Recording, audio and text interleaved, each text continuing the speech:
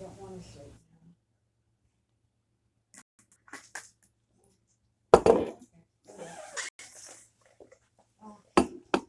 Tea and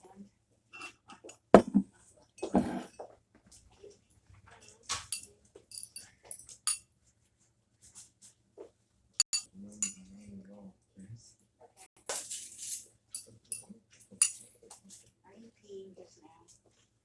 Did you have a little pee? I think he was thinking about it. Okay, well, save it for outside, okay? Because we're going. Yeah. Say bye. There. Have a good one. Yeah.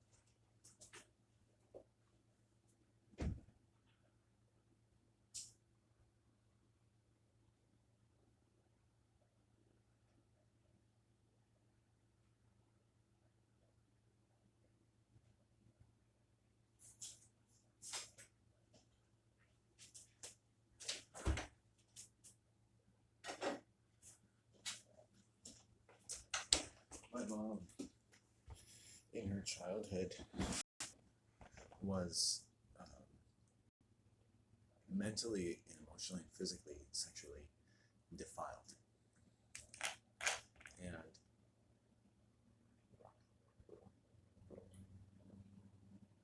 without knowing this, and compounded, I suppose, by, the biggest social influence would have been school, where I was trained by female teachers and girls my own age to be completely submissive to women. And a combination of the system, the teachers, and the girls. It's not, the least responsible would be young girls I was going to school with. But nonetheless, children in the environments that they're placed in are going to have different kinds of persuasive advantages over others. That's going to happen. We accept that you put 30 children in a school in North America, some children are going to be seen to have some kind of advantage over other children. What we rarely do is come back to people when they're 50 and say, how did you feel about that? Maybe as a white male, I had an advantage over some people. Maybe, I'm not sure how those advantages really come down now at 50 as they did then. I was sadly aware of a boy or a girl in one class or another who was probably very, very much more noticeably uncomfortable being at school or quiet, never called upon, rarely if ever called upon, probably didn't want to be, and whose classwork probably was not stellar.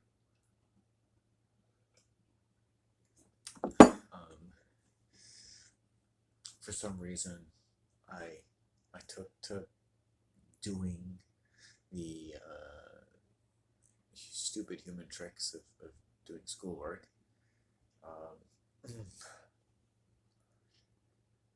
And this may be affected, as has been studied, by the size of their homes. I lived in about a 3,000 square foot home, whereas right now I'm in a probably 650 square foot studio. And if I had a couple children in here, the size of one's home does apparently affect. I don't think it's like it affects everything in life. I think that the school system introduced such an eccentric set of demands or parameters around the human mind and the human body that the size of things. And I've seen this even 40 years after being a child, or years and years after hearing about these studies, just listening to children speak about another child friend of theirs who's not present. These children are already fairly mature, and the whole topic of discussion is how small their house is. And these are economically advantaged children. It's not hard to see as you look around you, the economically advantaged people. It doesn't, it's not like you know exactly, boom, boom, boom. But and it's amazing probably that the police, for the most part, probably only end up talking to people who come from who make less than 25,000 to 30,000 a year, whereas they live at an income level of people who make 75 to $150,000 a year. And if you were to look at that correlation, for instance, is it useful or not? I think it depends on what you're looking at and where you're trying to get to. I think to me it's interesting trivia. It tells us something, but it's not going to tell us very much unless we probably are already wanting to look at something else that it won't lead us to.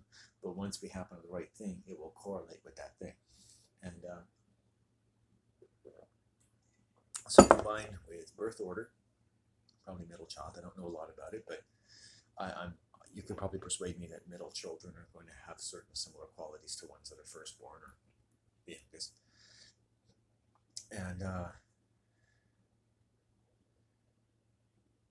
And being a boy who was put into classes with all girls quite often, well, not quite often, but for a lot of my younger years, these were very female-dominant classes, and I was put into a split class where I was basically surrounded by females every day.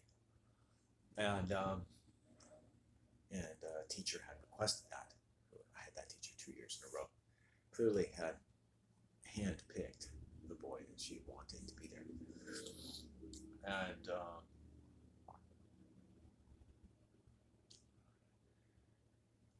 I also grew up very much interested in, or what I grew up interested in, like writing. It took me on a long path to come to learn that my mother was raped when she was 5 years old. But at no point do I think I was insensible that something seriously wrong had happened. That had also disadvantaged me. If you have that in your family, if you have that in your mother, and given what I've already said, there's a tremendous disadvantage introduced into your life, a tremendous susceptibility. I find now, if we add the information that I can tell you that throughout my life I've been sexually assaulted and raped by women. I've gravitated to people and places that seem like something positive or healthy was going on. And I'm proud and yet not very happy about the fact, I suppose, in some respects, that I pulled myself out of what I call cults.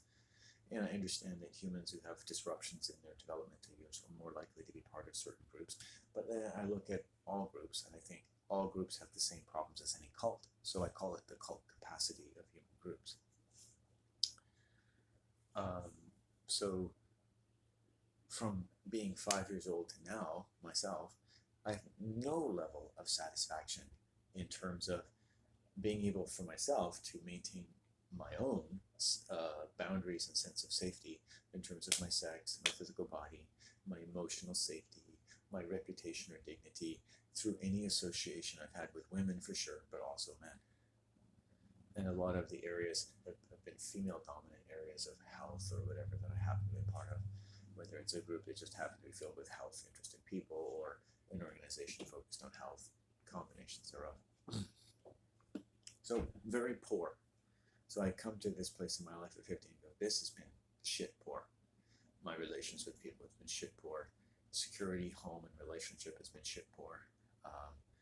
I'm now, as a writer, and as a speaker, and as a philosopher and a poet, just to, not to be arrogant, but to just put some parameters on the kind of person you're listening to. Not that I'm published anything or that I'm such and such a great human being, but you get to know that you're a certain kind of person, especially if you've written thousands of poems and you seem to have a very philosophical orientation to life. And not that we don't as human beings, but I spend an inordinate amount of time thinking about stuff that other people think about too. And it doesn't really matter how much time you spend doing it, but if you happen to find yourself spending a lot of time, then it's a little easier to say, and maybe more genuine to say that you have a philosophical turn of mind. And no, I don't love Sophia. I don't enjoy the human sacrifice of men or women.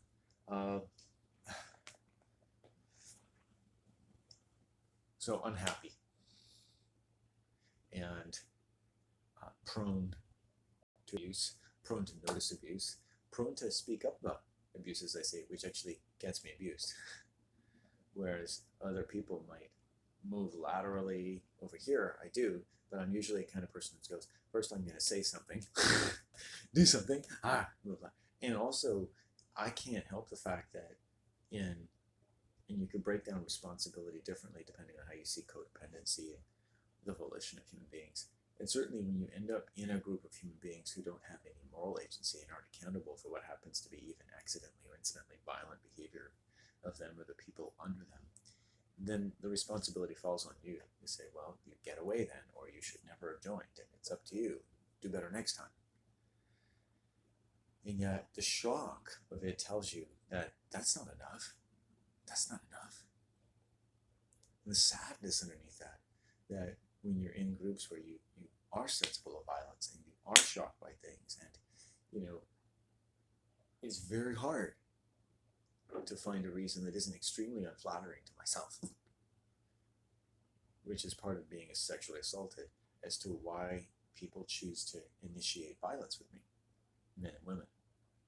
So one, you don't know, but two, you kind of do know, and often you know when this hatred began. And it's like you can understand people being upset of these things, but it's not enough to be violent to somebody, especially when, so you point out people's problems, they obviously don't like it, but at the same time, I've encountered violence without really initiating any concern about how someone might be behaving. Just, you wonder, it'll never be completely clear as to why that happens. Because I still feel like an innocent 5-year-old boy, so vulnerable. I'm reminded every year how vulnerable I am to human beings. Like, people can do things to me. People can say things about me. I've never lived in a community for years at a time where women didn't talk shit about me.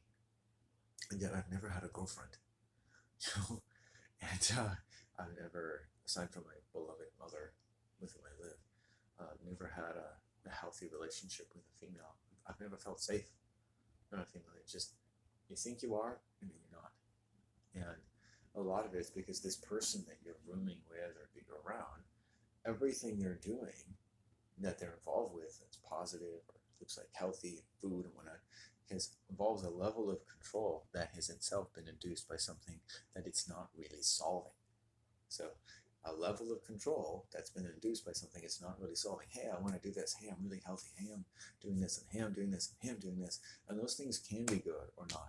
But this range of control that it affords a particular, I might say, sexual predator, is never going to be enough control. And it's been induced by something that it's not solving. So if every day I pounded up here and it made me feel good, but it's not solving the fact that somebody shot my mother yesterday, and I do this every day to feel good. Or we do a group where we do this every day, and it's supposed to like expand us and make us feel better and take all our pain away. But it's been induced by something that it's not really ever going to solve. Except because we have a guru that says, this is magically gonna, pretty soon, people are gonna be trying to hump each other. That's basically what happens in cults. Someone's gonna try to suck your dick. Someone's gonna try to rape you. Someone's going to lead you to an unfortunate interaction of some kind, or you're going to allow yourself to be led into something. You're going to see territorial behavior in that group.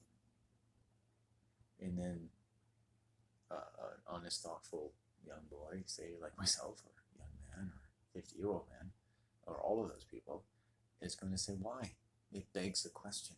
And I finally came across the work of someone named Tyrrell, who said that, cults are populated, but cults are populated by people who are looking to find a kind of surrogacy out of the cult, that of a father figure or mother figure, having entered into their life or insinuated into their life a dislocation in their mind and in their brain and their fundamental family relationships of the wonderful sacred human animal. And then it's not hard to consider that, well, there's been disruptions in everyone's life. And the reason that then these people join a group or a cult in this case exerts what he calls a corrosive influence over anything and everything they're trying to do that's super, super good. is always undermined by the reasons they've thrown themselves into this group activity. Isn't that fascinating? Serving God, serving humanity, working this person, being that person. Which means that you're doing something that's not solving the reason you started doing it. You might be trying to solve global warming, which I don't believe in, but solving this, solving the environment, solving cancer, solving this, solving that. But what groups tell us, whether we like it or not, is that until we solve the dislocating conditions, however economically or imperative as anyone might subsequently often see them, because no child would say, like, whatever happens to you in life, I'm sure that's economically viable. Sure, take me away from my mommy.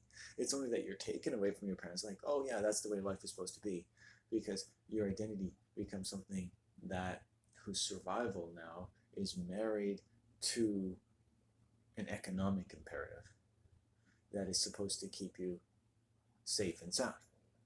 But that economic imperative has primarily taken you away from everything that's supposed to keep you safe and sound.